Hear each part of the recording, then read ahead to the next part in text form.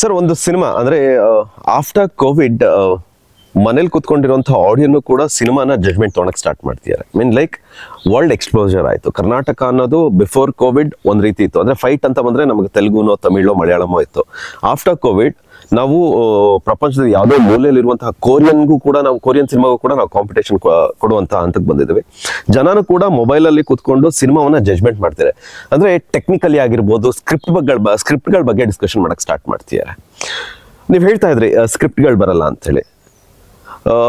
ಇತ್ತೀಚಿನ ದಿನಗಳಲ್ಲಿ ಎಲ್ಲೋ ಒಂದಿಷ್ಟು ಡೈರೆಕ್ಟರ್ಸ್ಗಳು ಮಾತ್ರ ರೈಟರ್ಸ್ಗಳ ಮೇಲೆ ಇಂಪಾರ್ಟೆನ್ಸ್ ಕೊಡ್ತಾ ಇದ್ದಾರೆ, ಸ್ಕ್ರಿಪ್ಟ್ಗಳ ಮೇಲೆ. ಅಂದ್ರೆ ಒಳ್ಳೆ ಸ್ಕ್ರಿಪ್ಟ್ ಬರೆಯುವಂಥ ರೈಟರ್ಸ್ಗಳನ್ನ ಹುಡುಕ್ತಿದ್ದಾರೆ. ಅಂತಹ ರೈಟ್ ಅಪ್ ಈ ಸಿನಿಮಾಗೆ ಎಷ್ಟು ವೇಟೇಜ್ ಕೊಟ್ಟಿದೆ?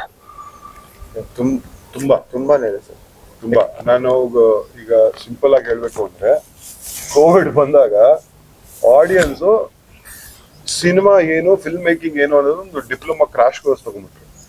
ಯಾಕಂದ್ರೆ ಮನೇಲಿ ಕೂತ್ಕೊಂಡು ಅವ್ರು ಎಲ್ಲಾ ಭಾಷೆ, ಎಲ್ಲಾ ಜಾನರು, ಆಕ್ಷನ್, ಕಾಮಿಡಿ ಎಲ್ಲಾ ನೋಡ್ಬಿಟ್ರು. Okay, I mean OTT was very new. So ನಿಮಗೆ ಆಕ್ಸೆಸ್ ಈಸಿಯಾಗಿ ಸಿಕ್ಬಿಡ್ತು. ಮುಂಚೆ ನೀವು ಬೇರೆ ಬೇರೆ ಭಾಷೆ ನೋಡ್ಬೇಕು ಅಂದ್ರೆ ಥಿಯೇಟರ್ಗೆ ಹೋಗಿ ನೋಡ್ಬೇಕಾಗಿತ್ತು, ಅಥವಾ ನೀವು ಟಿವಿ ಏನ್ ಬರುತ್ತೋ ಅದನ್ನ ನೋಡ್ಬೇಕು.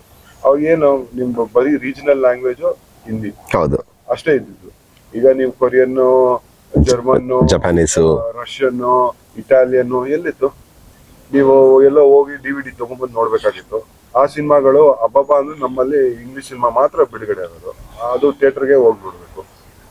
The moment you got access in your form, they started watching. ಏನ್ ಗುರು ಈ ಸಿನಿಮಾ ಹಿಂಗ್ ಮಾಡಿದ್ದಾರೆ, ಕಂಪ್ಯಾರಿಸನ್ ಶುರು ಆಯ್ತು. ನೋಡಪ್ಪ ಹೆಂಗ್ ತೆಗ್ದಿದ್ದಾರೆ short. They became educated, which is a very good thing. Very good thing. ಏನಕ್ಕೆ ಅಂದ್ರೆ ಈಗ ನಮ್ಮ ಇಂಡಸ್ಟ್ರಿ ಫಿಲ್ಮ್ ಮೇಕರ್ಸ್ನ ಅದು ಒತ್ತು ಮುಂದೆ ತಳ್ತಾರೆ. ಯಾವ ರೀತಿಲಿ ಅಂದ್ರೆ, take it up, do it, take it up, do it, take it up, do it. ನನಗೆ ಗೊತ್ತಿರೋ ಪ್ರಕಾರ ಈಗ popular, I don't want to take the name, but ಒಂದು popular cinema which became a big craze, they have spent 12 crores only on writing. 12 ಕೋಟಿ ರೂಪಾಯಿ writers ಮೇಲೆ ಖರ್ಚು ಮಾಡಿದ್ದಾರೆ. ನಂಬ್ತೀರಾ? Why? Because they know writing is the most crucial part of a cinema. So ನಮ್ಮಲ್ಲಿ ಅದು ಬಂದ್ರೆ I am very happy. 10 ಅಲ್ಲ, 20 ಅಲ್ಲ, 30 ಅಲ್ಲ, 100 ರೈಟರ್ಸ್ ಇರ್ಬೇಕು. ನಮ್ಮ 100 ಒಳ್ಳೆ ಸಿನಿಮಾಗಳು ಬರುತ್ತೆ. Obviously like you say, popcorn ಆಗುತ್ತೆ, ಟೀನು ಹೋಗುತ್ತೆ, ಜ್ಯೂಸು ಹೋಗುತ್ತೆ, ಅದ್ರ ಜೊತೆ ಬೇರೆ ಎಲ್ಲ ಪಾರ್ಕಿಂಗ್. ಸರ್, ನಿಮಗೆ ಬರೋದಾದ್ರೆ, ಸರ್ ಹೇಳ್ತಾ ಇದ್ರು ದಿನಕರ್ ಸರ್ ನನಗೆ ಹೇಳಿದಂತಹ ರೀತಿ, ನನ್ನ ಕ್ಯಾರೆಕ್ಟರ್ ಡಿಸೈನ್ ಮಾಡಿದ್ದು ನನಗೆ ಇಷ್ಟ ಆಯ್ತು, ಹಂಗಾಗಿ ಒಪ್ಕೊಂಡೆ ಅಂತ ಹೇಳಿ. ಇವಾಗ ನೀವು ಹೇಳ್ತಾ ಇದ್ರೆ ಕಿಸ್ ಸಿನಿಮಾ ಆದ್ಮೇಲೆ ನನಗೆ ಸುಮಾರು ಸ್ಕ್ರಿಪ್ಟ್ಗಳು ಬಂತು ಅಂತ ಹೇಳಿ, ಯಾವುದೋ ಒಂದು ಒಳ್ಳೆ ಕತೆಗೆ ನಾನು ವೇಟ್ ಮಾಡ್ತಿದ್ದೆ ಅಂತ ಹೇಳಿ. ಅಷ್ಟು ಕಥೆಯಲ್ಲೂ ಕಾಣದೇ ಇರುವಂತಹ ಯಾವುದೋ ಒಂದು ಎಲಿಮೆಂಟ್ ರಾಯಲ್ ಸಿನಿಮಾದಲ್ಲಿ ದಿನಕರ್ ಅವರ ಹೇಳಿರುವಂತಹ ನರೇಷನ್ ಅಲ್ಲಿ ನಿಮಗೆ ಏನು ಕಾಣಿಸ್ತು? ಸರ್, ನಂದು ಕಂಪ್ಲೀಟ್ಲಿ ಡಿಫ್ರೆಂಟ್ ಆಗಿ ಈ ಮೂವಿ ಆಗಿದ್ದು. ನನಗೆ I mean after my kiss movie, Jayanna Boganna sir ನನ್ನ ಕರ್ಕೊಂಡು, ಐ ಮೀನ್ ಅವ್ರ ಜೊತೆ ಮೂವಿ ಅವ್ರು ಕೊಟ್ಟಿದ್ದು. ಅವಾಗ ದಿನಕರ್ ಸರ್ ಜೊತೆ ಮಾಡ್ಬೇಕಿತ್ತು ಜಯಣ್ಣ ಬೋಗಣ್ಣ ಸರ್, ಅಪ್ಪು ಸರ್ಗೆ. ಸೊ ಕಾರಣಾಂತರಗಳಿಂದ ಆಗ್ತಿದ್ದಾಗ ದಿನಕರ್ ಸರ್ಗೆ ಜಯಣ್ಣ ಬೋಗಣ್ಣ ಸರ್ ಹೇಳಿದಾಗ ದಿನಕರ್ ಸರ್ ಒಪ್ಕೊಂಡ್ರು, ಅಂದ್ರೆ ಮಾಡೋಣ ಹುಡುಗನ್ಗೆ ಅಂತ. ಸೊ ಹಂಗಾಗಿ ಬೇಸಿಕ್ಲಿ ದಿನಕರ್ ಸರ್ ನನ್ನಲ್ಲಿ ಏನ್ ಪಾಸಿಟಿವ್ ಇದೆ, ಏನ್ ನೆಗೆಟಿವ್ ಇದೆ ನೋಡಿ, ಆಮೇಲೆ ಅವ್ರು ಹೇಗೆ ಒಂದು ಕ್ಯಾರೆಕ್ಟರ್ನ ಕಮರ್ಷಿಯಲಿ ಪೋರ್ಟ್ರೇ ಮಾಡಬಹುದು, ಒಂದು ಹೀರೋನ ಹೇಗೆ ಕಮರ್ಷಿಯಲಿ ರೆಪ್ರೆಸೆಂಟ್ ಮಾಡಬಹುದು, ಅದು ತುಂಬಾ ಕಷ್ಟ. ಬಟ್ ಅದು ಓನ್ಲಿ ಫ್ಯೂ ಡೈರೆಕ್ಟರ್ಸ್ ಮಾಡ್ತಾರೆ ಅದು.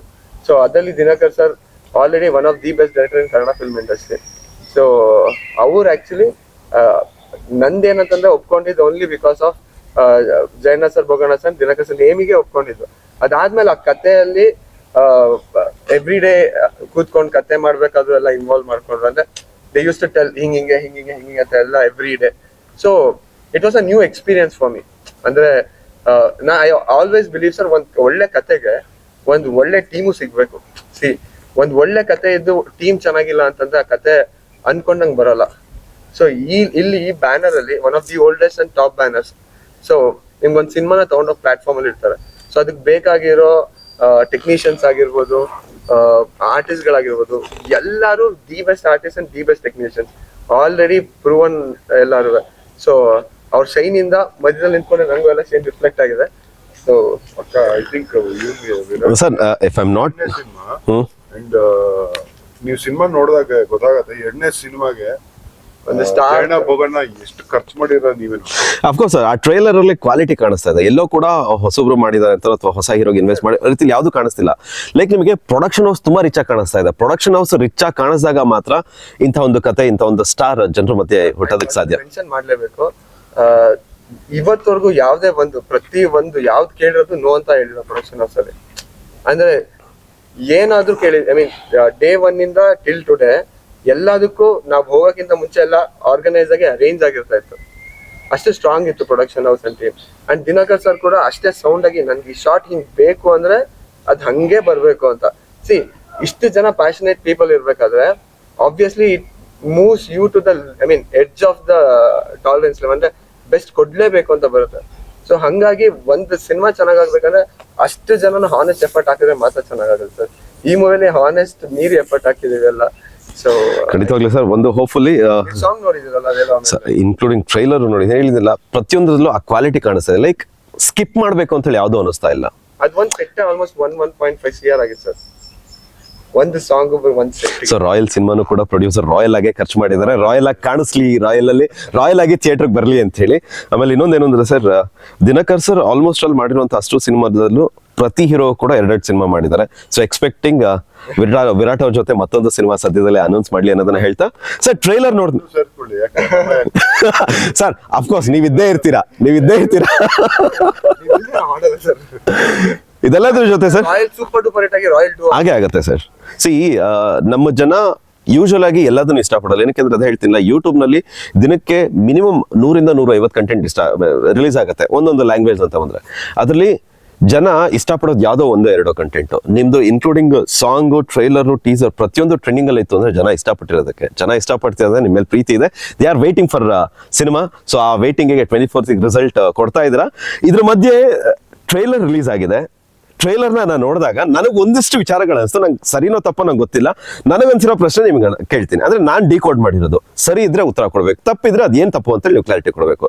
ಸರ್ ನನಗೆ ಒಂದಿಷ್ಟು ವಿಷಯ ಕಾಣಿಸ್ತು. ಛಾಯಾ ಸಿಂಗ್ ಅವ್ರು ಕಾಣಿಸಿದ್ರು, ಮಗನಾಗಿ ವಿರಾಟ್ ಅವ್ರು ಕಾಣಿಸಿದ್ರು, ಜೊತೆನಲ್ಲಿ ನೀವು ಕಾಣಿಸ್ತಿದ್ದೀರಾ. ಒಂದಿಷ್ಟು ಸೀನಲ್ಲಿ ಅವರು ಅಲ್ಲಿಗೆ ಬರ್ತಾರೆ, ಒಂದಿಷ್ಟು ವಾರ್ಗಳೆಲ್ಲ ಕಾಣಿಸ್ತಾ ಇದೆ. ನನಗೆಲ್ಲೋ ಒಂದ್ ಕಡೆ ನಿಮ್ಮ ಮಗನ ಪಾತ್ರದಲ್ಲಿ ವಿರಾಟ್ ಅವ್ರು ಕಾಣಿಸ್ಕೊಂಡಿದ್ದಾರಾ ಯಾವ ಗೊತ್ತಿಲ್ಲ ಅಲ್ಲ. ಅದಿಲ್ಲ ಅಂದ್ರೆ ಅದಕ್ಕೆ ಇನ್ನೊಂದು ಪ್ರಶ್ನೆಗೂ ಬರ್ತೀನಿ ನಾನು. ಸೊ ಹೇಳಿ.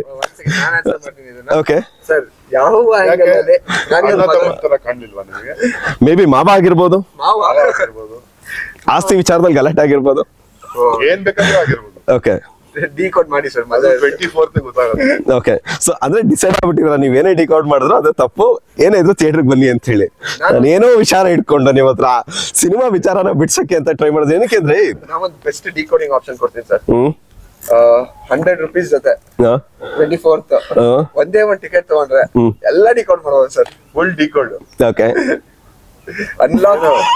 ಸುಮ್ನೆ 2 ಅವರ್ ಓಕೆ ಕೂತ್ಕೊಂಡ್ರೆ ಸಾಕು. ಪ್ರತಿಯೊಂದು ಡೀಟೇಲ್ ನೀವೇ ಡಿಕೋಡಿಂಗ್ ಮಾಡ್ಬಿಡ್ತೀರಾ ಅಂತ ಆಯ್ತು ಅಲ್ಲಿಗೆ.